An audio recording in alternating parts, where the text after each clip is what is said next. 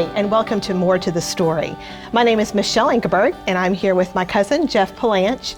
And today we have two very special guests. We have Anne Graham Lotz and her daughter, Rachel-Ruth Lotz Wright. And today we have them on the program because they have written a new book together called Jesus Followers. And both Jeff and I have read this book, and it is a wonderful book, and I hope that you would buy a copy of this and read this for yourself.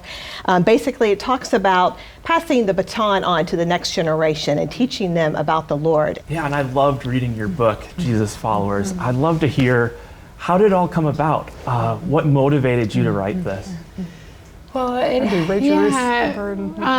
years ago when my girls were little and they were growing up and I would take them to different places, play dates or birthday parties or to school, I just kept seeing over and over these parents that maybe they talk about the Lord or they go to church, but it wasn't being passed on to their kids. These kids didn't know anything of the Lord. And those are formidable years when they're little and you can talk to them about Jesus, and these kids would just kind of look at me and didn't really know anything about the Lord. And so that broke my heart. And I thought, where's the disconnect? Why aren't these parents passing it on to their kids?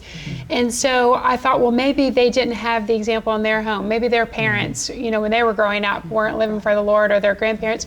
And so I, by God's grace, He put me in this family. I had nothing to do with it. God just put me in this family with two sets of grandparents that love the Lord and parents. And so I saw that modeled for me all growing up, and I wanted to share that for people who didn't. So in a sense, we're like inviting people into our family and just saying, if you didn't have that example, here's one, and you just join ours and look at how it's done. And by God's grace. And really, we're not perfect. Can I just say that, Jeff? We're not presenting ourselves or our family as perfect, and we haven't done it all right. But it has been passed successfully from generation to generation, and that's been intentional. That's not an accident. That's not whimsical. That's not well, God's just blessed you, and He has. But we've had to be intentional about it. So there's certain things you can do in your family and as a parent or a grandparent intentionally to get that baton to the next generation.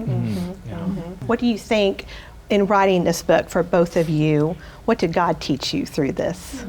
He taught me that Rachel can do it. She's an incredible author. I mean, she's a speaker and a mother, precious daughter, but this is her first book.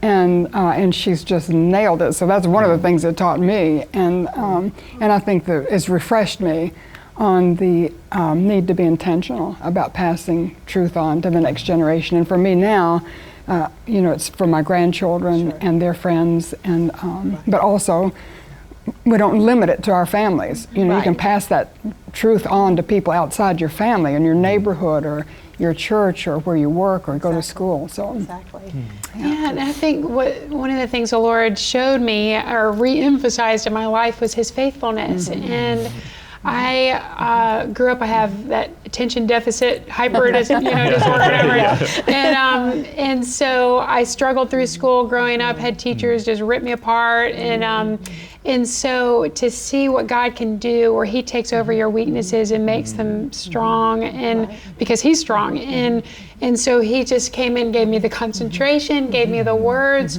And I really do feel like I'm just this, I absolutely feel like I'm just this vessel. And then He just gives me the words when I speak. He gives me the words when I write.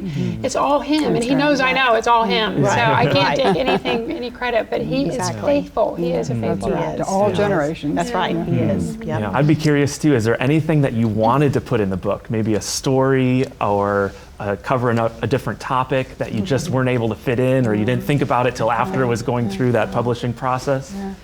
There's an incredible story about Rachel's husband. You want to tell that one?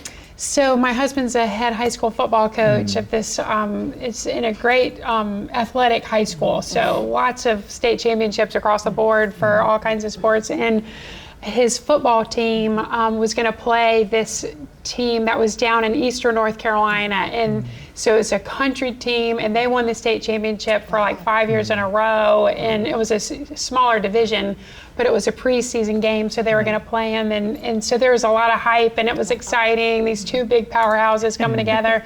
And then a hurricane was coming. And so the coach, who is a believer of this other team, called my husband, and he was like, Coach, I'm just worried about, the team, and these guys they hardly even have a home to live in, and let alone food. What are we going to do if the hurricane comes? We're hoping we can play Friday night, but we'll see. The hurricane hit and they were wiped out. And so he couldn't find some of his players. He couldn't get in touch with them. So many of them lost their homes and didn't have food to eat. He was worried they would starve. And so my husband, being in this big high school in Raleigh, they got the whole team together, all the families, provided all this food and everything they could need. They had guys, dads that were in construction and businesses and stuff. They all went down to this high school, and we just invested in these football players, gave them food, and gave some of these dads built their homes back up, and even the coach's home. And so the tractors and their farm equipment they replaced their farm equipment. So God just used it, and he used it in my girls' lives because my husband took my 2 older girls with him down there. So they were with the team and with my husband, and so just to see that, it gave them a heart and a compassion, opened up more so their heart and compassion for people who are in need. And so it was just a great example. He actually took 2 trips down there. I think the first trip, it was just Stephen who packed his SUV full of food and took it down there, and the guys lined up, and the coach said that if he hadn't brought the food, they wouldn't have anything to eat because they depended on coming to school to get the next meal. And then Stephen saw how bad it was and went back and told the parents of his football players, and then they all pitched in, and it just totally impacted that whole community. It wasn't just the team, but the whole community.